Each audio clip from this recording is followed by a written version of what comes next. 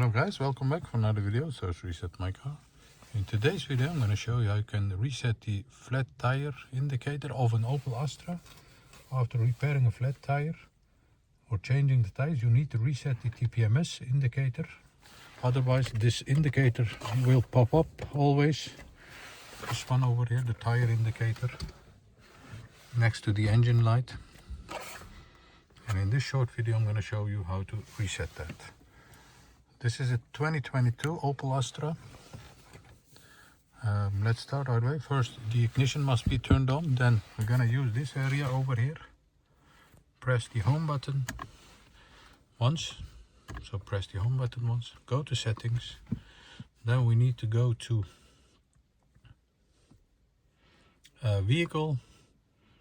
To remember correct, safety. Yes, there it is. Tire pressure. Press it, press reset, and you'll see there is a tire pressure registered pop-up on your instrument carousel, and that will